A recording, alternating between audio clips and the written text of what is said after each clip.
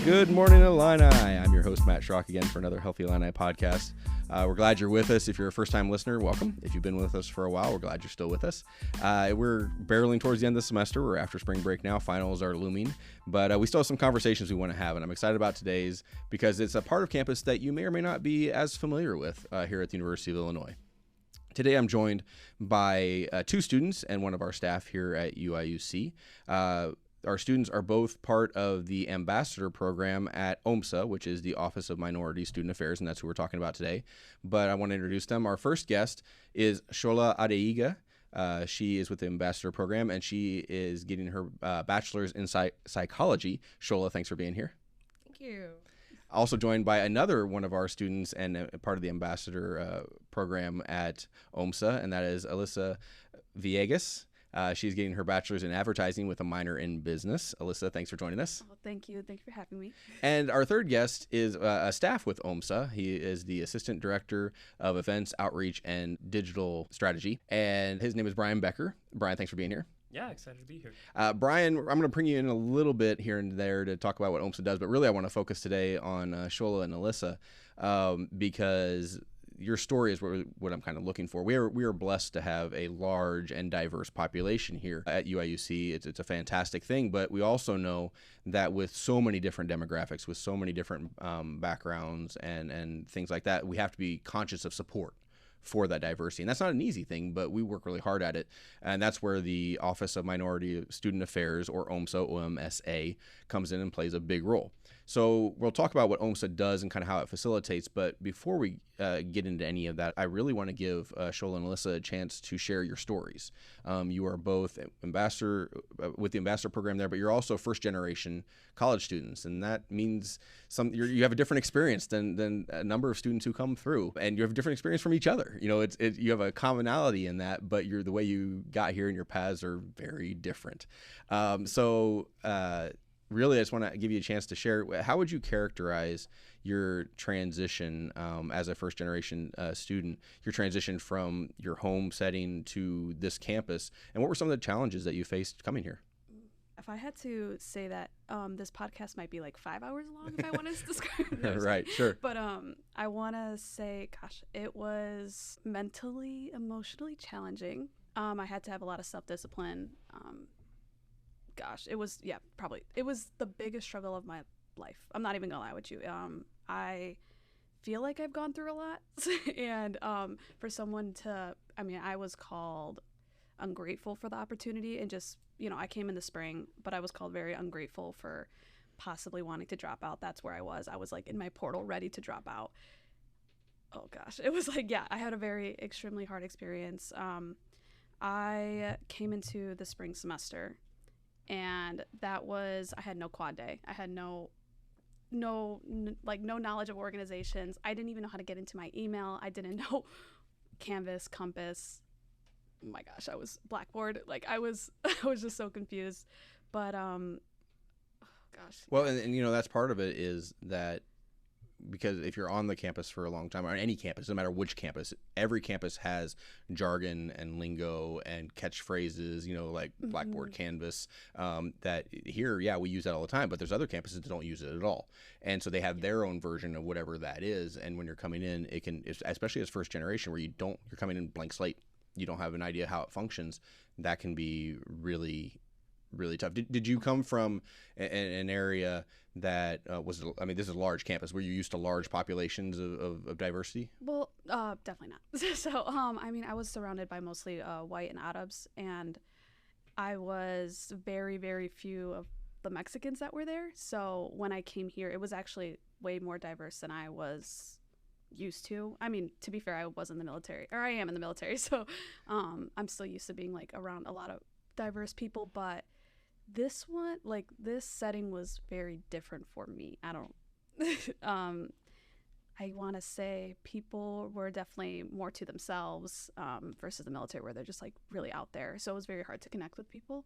But back at home, I felt that I was surprisingly more accepted.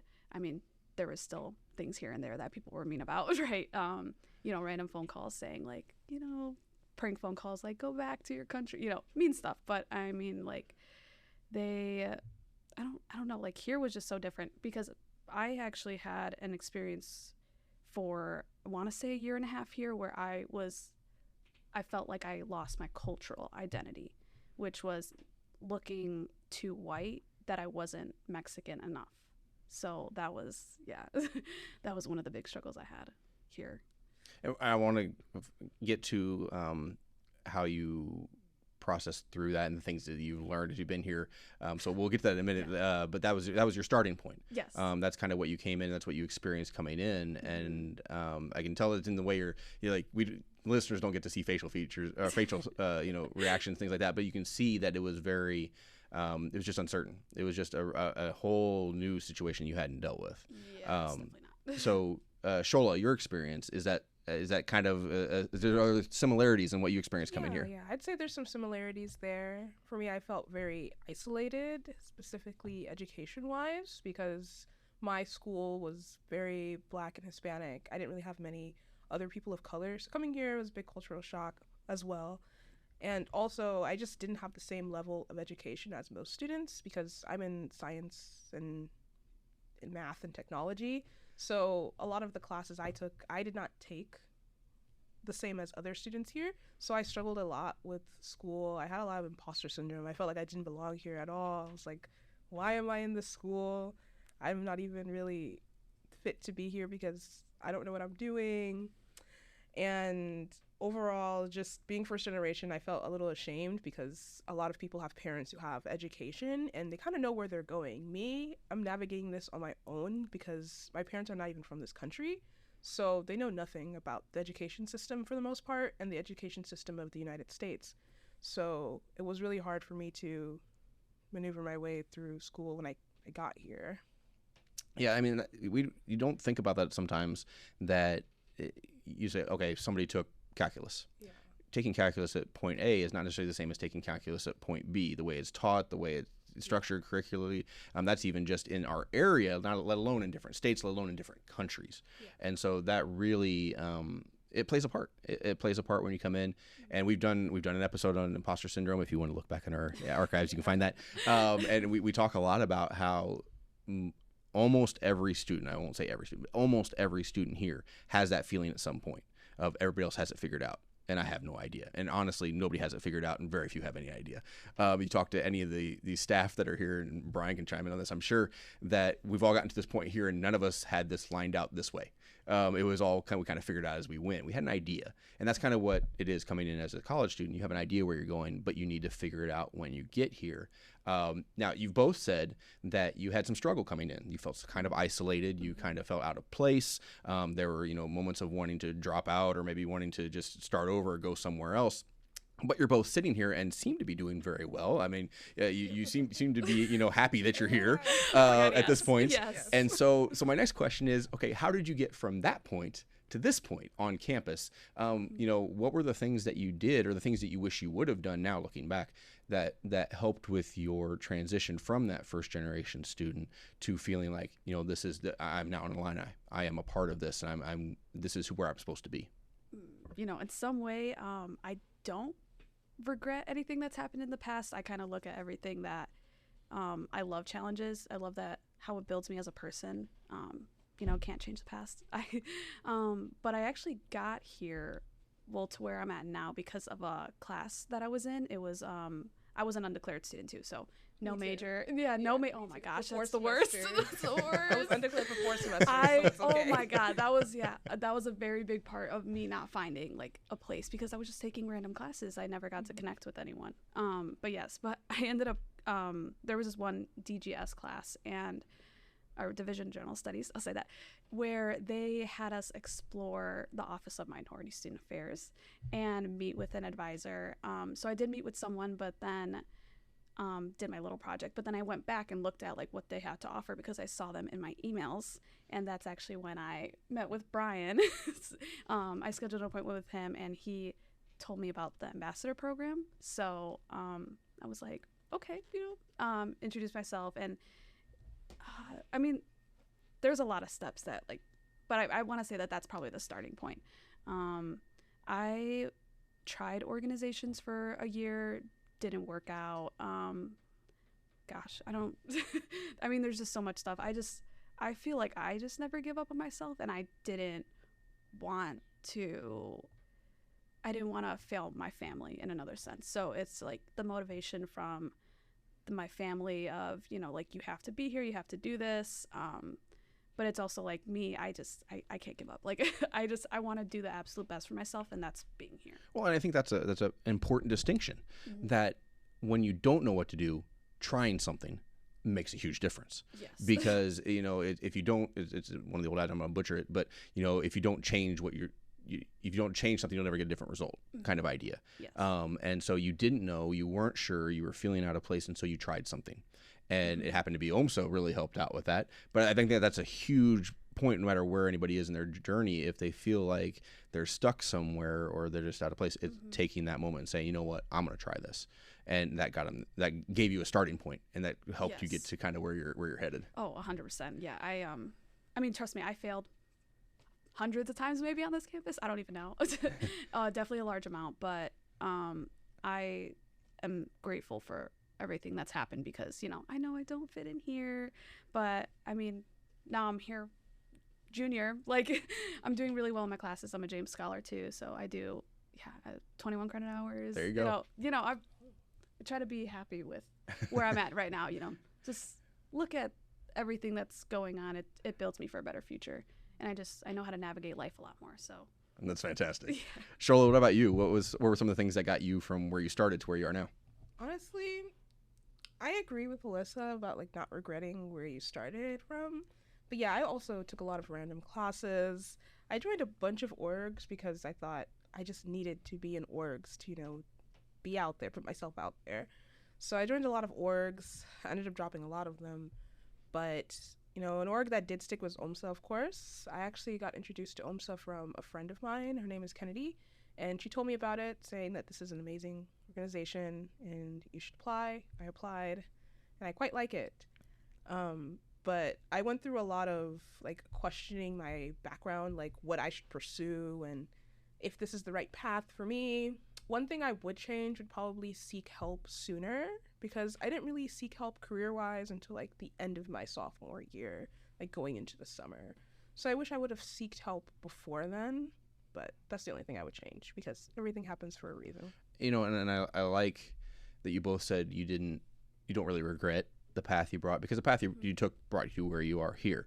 And, you know, even though, Shola, you said you kind of wish you would have reached out sooner, the point I take from that is that it's never too late to reach out, though. Yeah. You didn't miss anything. Like, you didn't miss your opportunity. It just came a little bit later than you might have wanted, or, you know, changed your path a little bit, but you found the opportunity and you took that initiative, and it's never too late.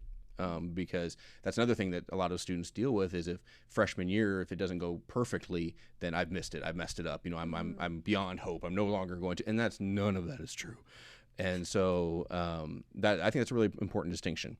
Okay. Now, you both said that OMSA played a huge part in where you are now, in helping you find your place, find your comfort, find, you know, where you're headed, things like that. So let's talk about what OMSA is, because we've kind of been bumped up against on the edges of what it is.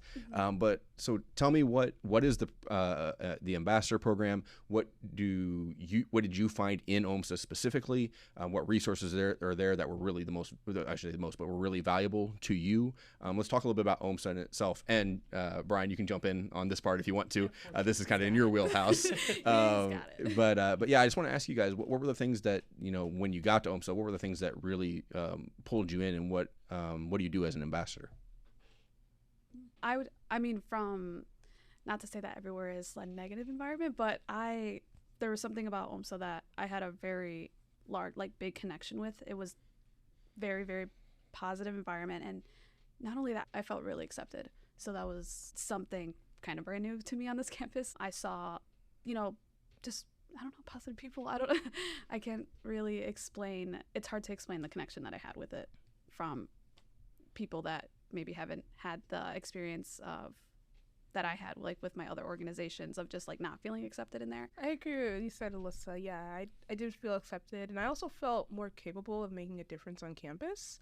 I felt like it was an avenue to actually do something about problems, for example, minority students finding resources that are catered to them, because there are a lot of organizations on campus. However, not all of them are welcoming, specifically the professional ones. I know because I was part of them. Me too. I didn't feel welcome there. I was like, Okay. I'm here, but they don't see me, but they allow me to come because they can't turn me away. That's kind of sort of the aesthetic there. Yes. So I felt like with OMSA, I can really just branch out, or it'll be easier for me to branch out to minority students and tell them about resources geared to them. For example, like minority organizations that are for those professional settings. Took the words right out of my mouth. Yep. Yeah. But yes, no, that exactly what you said. So what are some of those resources that you, when you do speak about OMSA or you go somewhere and talk to somebody, what are the resources that you present? What kinds of things are available in OMSA that students can take advantage of? Specifically scholarships. I know there are also workshops. For example, there was like an ACIT workshop, I think. I don't know. It was about something to do with education and getting yourself ready for the spring semester.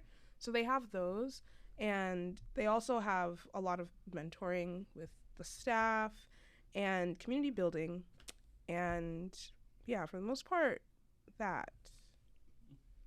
Yeah, and I can quickly jump in and talk Yeah. more about the He can formals prob- and specifics, because it absolutely hits my wheelhouse in terms of talking about that. So I think what's really unique and wonderful about OMSA is not only the kind of long-standing history that we have of supporting students, one of kind of the longest-standing and robust programs, 50 plus years of supporting students at the University of Illinois, but we also have each of these kind of individual subunits that are specifically dedicated to kind of these different areas of holistic support for our students. So we have, of course, our advising and mentoring services, where first-year students are paired with advisors, but we also have drop-in advising available. So Monday to Friday, 9 a.m. to 5 p.m., you can reach out to OMSA and say, hey, I want to connect with an advisor and talk about anything pertaining to their classes, any issues and stressors that they're facing.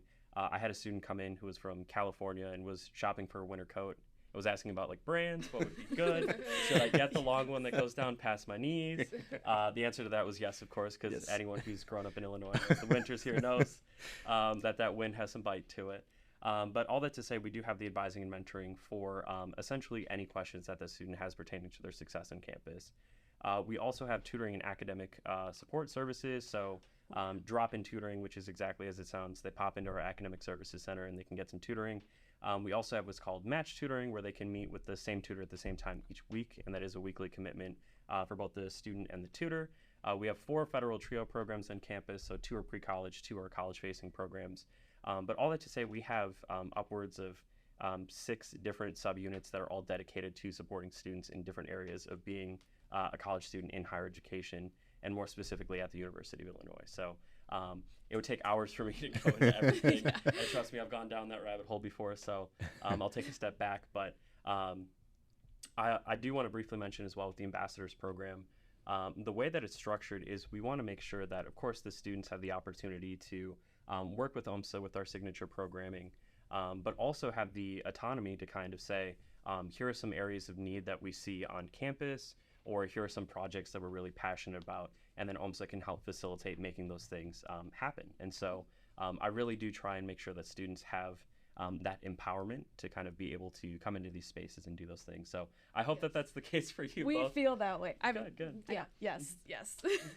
Well, and so my next question is, well, before I get a question, everybody's listening, they're like, okay, how to do this? We will have the contact information for OMSA in the bio of this episode, as we do with every episode that we do. So if you're wanting to get more information, because as Brian said, you go hours and hours upon the deep dive into what OMSA does, you can find a way to contact them. You can find their website, get some more of that information, start deeper conversations if you would like to. But that leads me to the next question, which is, if somebody wants the services with OMSA, do they have to register? Do they have to have some, like, how does a student come in and get that? Can they just walk in just as is, or do they have to, register, be a part of the organization, things like that?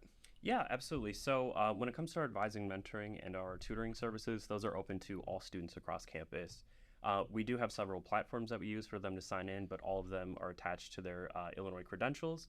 And so NetID, UIN, their general Illinois password that they use is what they'll use to log into each of these platforms. So Track Cloud, which is what we use for tutoring. We have our own advising and mentoring platform for advising and mentoring. But all that to say, if a student is really in a position where they just need support, come to us. We can sit down, we can show you how to sign up, we can even sign up for that on the spot. And in fact, with our drop-in advising and mentoring, we have advisors on rotation throughout Monday to Friday, 9 to 5, where the student can say, I need to talk to someone, right? And I think that that's one of the most impactful services that we offer, because I think a lot of the time students, when they have that sense of urgency of, I need help, it's usually, I need help right now. Yeah. And so that's one of the most important things that we offer. In fact, a lot of the students who come in kind of a desperate or stressed situation, we can attend to them almost immediately to be able to address those and get them connected if we don't offer those services in-house. And that's huge, because throughout time, students live in the moment. They always have. I mean, when I was a student, I did. I'm sure you have stories of the same kind of thing, that, I didn't think about what I needed until I needed it kind of deal. And so there's that. But even more so in this day and age of everything's accessible instantly, but at our fingertips. If you have a iPhone, Android, whatever, you can get so much information.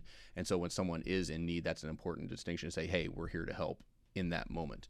One thing I want to ask about that OMSA has, and just real quick, I know elevator pitch kind of thing, is student lingo.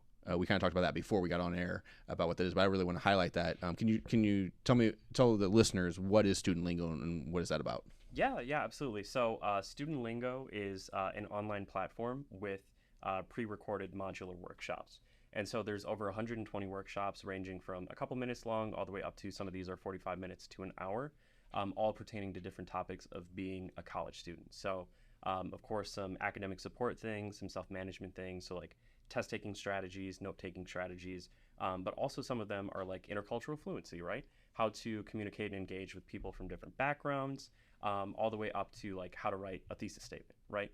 So all of these different areas, students can log in and they're self-paced, so they can start, stop, and go. And once they complete these workshops, they can actually print out a certificate saying that they completed the Student Lingo workshop. So if they're in, let's say, like a leadership course or something like that, they have the proof to back up that they actually completed these things as well. But there's a lot of really interesting topics to kind of dig into, as you have like 5 minutes here and there between classes on the bus. And you do have access to it by logging in again with your Illinois credentials for that. And that's open to all students across campus as well. So I also don't plug a resource that I haven't personally looked at and used. Some of the workshops are a little bit dry initially, but the information and content that's in there is so incredibly valuable that I've even poked around and said, like, wow, this is something that I could share with students and say that this really will be beneficial for you as a college student at Illinois. So really neat resource to dig into. And I love that as we're talking about these resources and talking about OMSA, is that even though Alyssa and Shola, you started at very different points, and you come to a common point in OMSA, it still doesn't look exactly the same the way you did it. And that's something that we really try and highlight here on Healthy Illini, is that there are commonalities, but everybody's on an individual journey. It doesn't matter what it is. You could have grown up in the same household, live in the same dorm room. You still have individual journeys, even though there's a whole bunch of touch points that are common. They're different. So your stories really highlight that no matter where you're coming from, if you're listening, no matter what your starting point is, there's something at OMSA that can help you out. If you are looking for any kind of connection, looking for any kind of support, just to have questions, that this is a great place to start with. 100%. I could say that, yes. Yeah, me too. We could go hours and hours on this, and I'm so grateful that you came on and shared. And I think this information, the role OMSA plays, is huge, because I've been on this campus for a number of years, and I didn't know all this information about OMSA. You get in your routine, you get in. I knew some things, but I didn't know all this stuff. And so I really appreciate you coming and sharing today. Thank you so much. So I just want to say thank you to Shola, Alyssa, and Brian. Thank you guys for coming on the program. I really appreciate it. Thank No you. problem. Thank you for having us. When people think of higher education, often we go to academics, but I'm a big proponent that you learn just as much, if not more, outside the classroom than you do inside the classroom, because you learn about who you are, you learn about how you want to get there, you learn about what you like and you don't like, and that's part of the process. And it can be daunting if you try and do it on your own. It can be done, but it's a lot harder if you try and do it on your own. It's always better to have somebody to lean on, to get support from, to ask questions, just to have that connection, have that community. And OMSA is a great place to do it. OMSA has so many resources. They are here and established, as you heard.